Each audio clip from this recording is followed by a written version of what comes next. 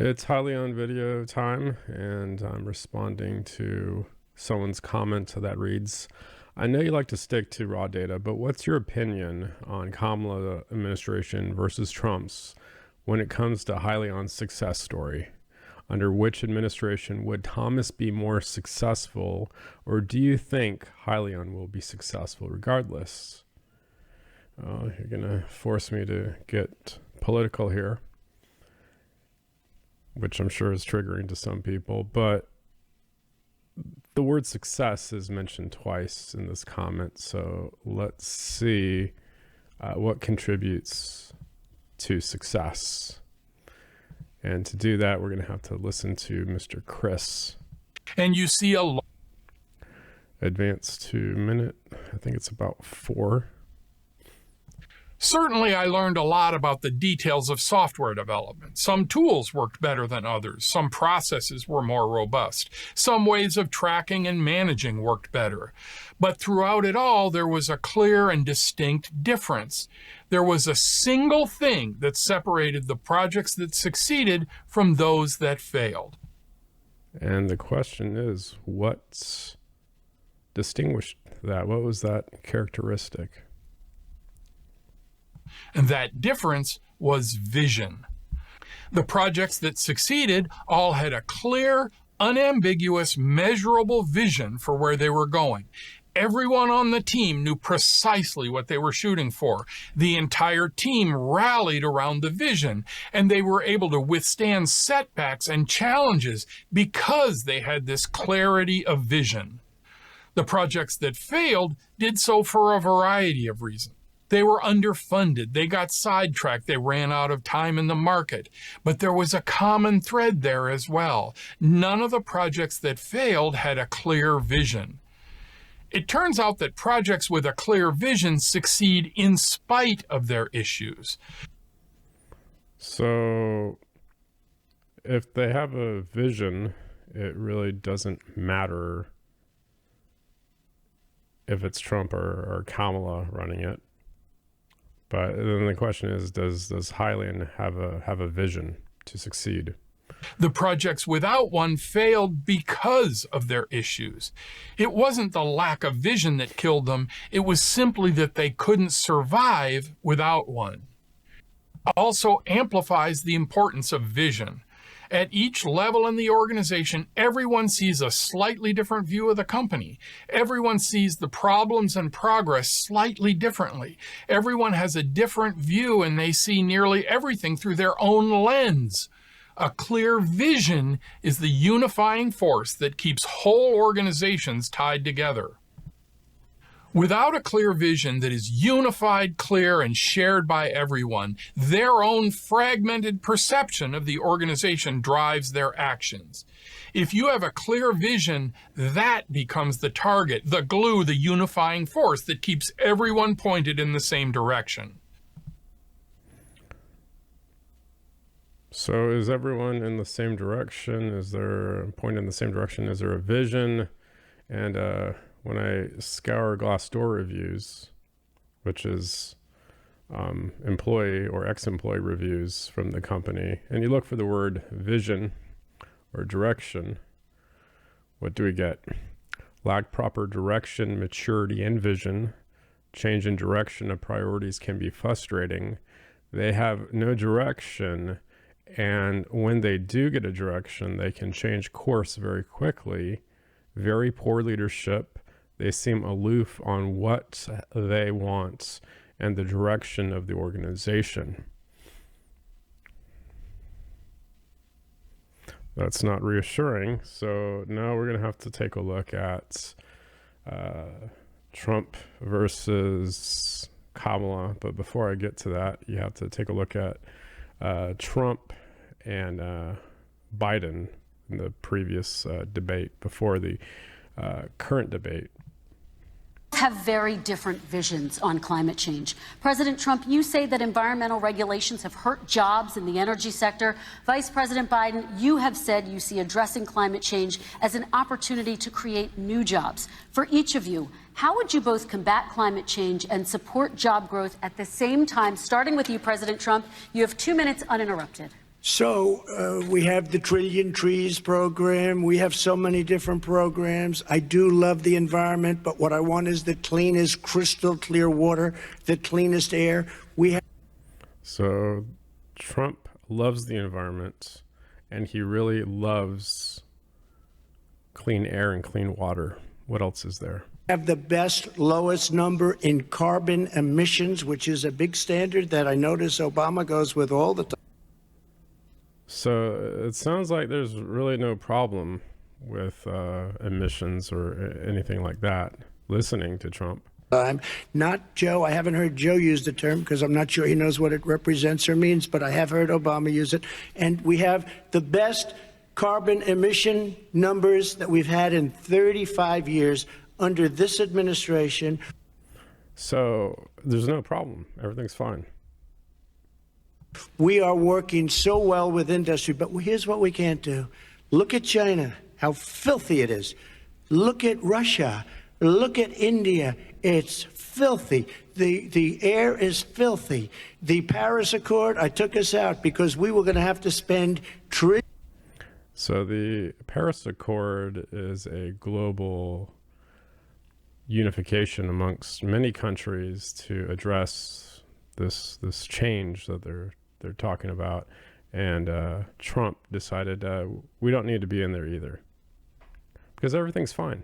Billions of dollars, and we were treated very unfairly. When they put us in there, they did us a great disservice. They were going to take away our businesses. I will not sacrifice tens of millions of jobs, thousands and thousands of companies.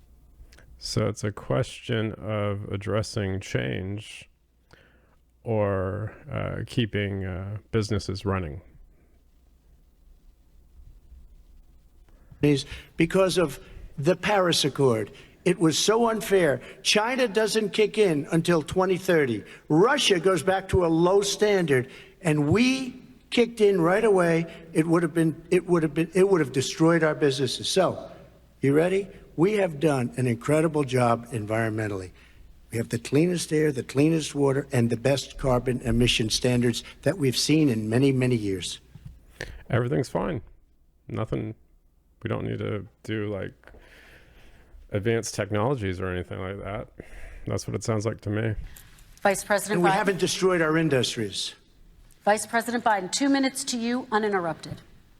Climate change and climate warming, global warming, is an existential threat to humanity. We have a moral obligation to deal with it. And we're told by all the leading scientists in the world we don't have much time. We're going to pass the point of no return within the next 8 to 10 years. 4 more years of this. It's basically Joe Biden is making it sound like this change is a impending disaster, impending doom, and something must be done about it. Eliminating all the regulations that were put in by us to clean up the climate, to limit limit emissions.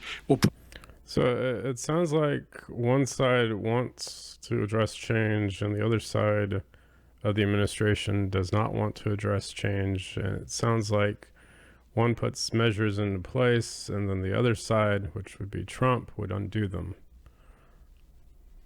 Put us in a position where we're going to be in real trouble. Here's where we have a great opportunity. I was able to get both all the environmental organizations as well as labor, the people worried about jobs, to support my climate plan. Because what it does, it will create millions of new good-paying jobs. We're going to invest in, for example.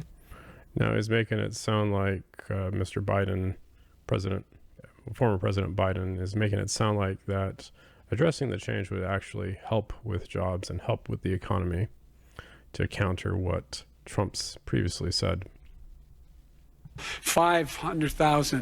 50,000 charging stations on our highways so that we can own the electric car market of the future. In the meantime, China is doing that. We're going to be in a position where we're going to see to it that we're going to take 4 million existing buildings and 2 million existing homes and retrofit them so they don't leak as much energy, saving hundreds of millions of barrels of oil in the process and creating significant number of jobs. And by the way, the whole idea of what this is all going to do, it's going to create millions of jobs, and it's going to clean the environment. Our health and our jobs are at stake. That's what's happening. And what right now, by the way, Wall Street firms indicated that my plan will in fact create 18.6 million jobs, 7 million more than his. This is from Wall Street. And I'll create $1 trillion more in economic growth than his proposal does. Not on climate, just on the economy. President Trump, you're We'll advance further into this debate, and there's one interesting discussion point. Would he close down the oil industry? It falls. Would you close down the oil By industry? the way, I would transition from the oil industry, yes. Oh, I will that's transition. a big statement. It is a big statement That's a big because statement. I would stop Why would you do that? because the oil industry pollutes significantly. I see. And here's the deal. But That's you a can't big do that. statement. Well, if you let me finish the statement, because it has to be replaced by renewable energy over time. Now, HYLN would use natural gas to fuel the Carno generator, and now former President Biden is saying that oil companies will be going away and will be shifting towards something else. And would that be good for HYLN? And I'd stop giving to the oil industry, I'd stop giving them federal subsidies. He won't give federal subsidies to the gas, excuse me, to solar and wind. Yeah. Why are we giving it to oil industry? We actually do give All it right. to solar and wind. We And have that's one maybe the final biggest question. statement in terms of business. That's the biggest statement. Okay. Because We have basically one what he's final saying question, is he is Mr. going to President. destroy the oil industry. Will you remember that, Texas? Will you Okay. remember that, Pennsylvania, Oklahoma? Vice President Biden. So what Biden is saying is that there's going to be a shift eventually to solar power, which requires the sunlight, and the sun's only out for 8 hours a day, or maybe more if you live up north.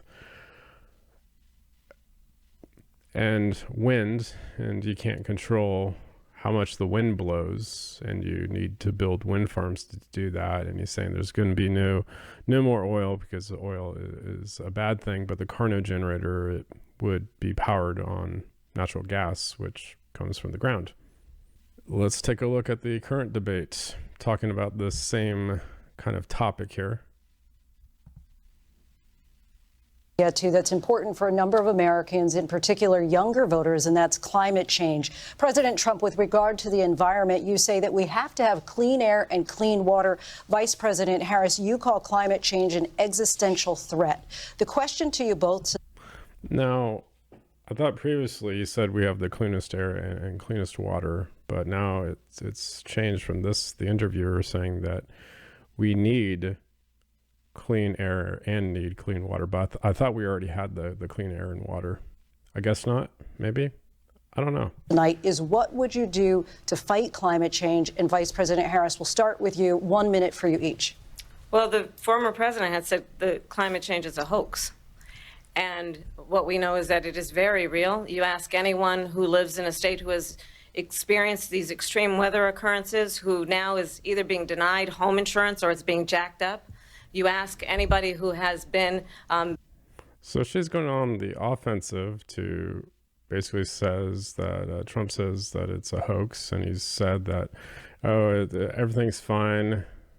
We have the cleanest air, cleanest water, and that's kind of true. And now she's saying, she's now talking about the effects of this change, trying to kind of go towards like an economic impact of inflation, but trying to point the finger at this climate change thing. The victim of what that means in terms of losing their home, having nowhere to go. We know that we can actually deal with this issue. The young people of America care deeply about this issue. And I am proud that as vice president over the last 4 years, we have invested $1 trillion in a clean energy economy, while we have also increased domestic gas. So she's said that over the past 4 years that they've poured a lot of money into addressing, to build out clean economy. And that would seem to be in favor of HYLN. And now she's going to talk about, I guess, oil, which I thought they were going to phase out, but... Production to historic levels. We have created over 800,000. So ultimately, Biden was saying that oil was going to go away, and now she's saying that they've actually increased production of oil to new highs, which contradicts to what the previous administration said. And new manufacturing jobs. While I have been vice president, we have invested in clean energy. She's calling the expenditure of clean energy an investment, and now she's correlating it to bolstering jobs and bolstering the economy. To the point that we are opening up factories around the world. Donald Trump said he was going to create manufacturing jobs. He lost manufacturing jobs. And I'm also proud to have the endorsement of the United Auto Workers and Sean Fain, who also know that part of building a clean energy economy includes investing in American-made products, American automobiles. It includes... She's going after and investing in American products. She went globally, and then she kind of circled back around towards America because she knows that's what Trump likes. Trump likes America. Growing what we can do around American manufacturing and opening up auto plants, not closing them like happened under Donald Trump. Vice President Harris, thank you. That didn't happen under Donald Trump. Let me just tell you, they lost 10,000 manufacturing jobs this last month. It's going, they're all leaving. They're building big auto plants in Mexico, in many cases owned by China. They're building these massive plants, and they think they're going to sell their cars into the United States because of these people. What they have given to China is unbelievable, but we're not going to let... No, he's not addressing climate change at all. He's just going after her. He's just totally avoiding the question. ...that. We'll put tariffs on those cars. Because why? Because everything's fine. So they can't come into our country because they will kill the United Auto Workers and any auto worker, whether it's in Detroit or South Carolina or any other place. What they've done to business and manufacturing in this country is horrible. We have nothing because they refuse. You know, Biden doesn't go after people because supposedly China paid him millions of dollars. He's afraid to do it between... He's going off the reservation now. I don't know where Trump is at. He should be talking about climate change, but he's not. He's off in left field, and I don't think he's going to come back. And him and his son, they get all this money from Ukraine. They get all this money from all of these different countries. And then you wonder, why is he so loyal to this one, that one, Ukraine? He's running all over the world at this point. He'll come back to America eventually. China. Why is he? Why did he get $3.5 million from the mayor of Moscow's wife? Why did she pay him $3.5 million? This is a crooked administration, and they're selling our country down the tubes. President Trump, thank you. Thank you. We'll be right. He eventually came back to America at the very end. So going back to the comments here, under which administration would Thomas be more successful, or do you think HYLN would be successful regardless? HYLN would be successful regardless if they have a vision. If they don't have a vision, I would say they would be more successful under Kamala's administration, based on watching these debate videos. That's it for this video, and of course, thanks for watching.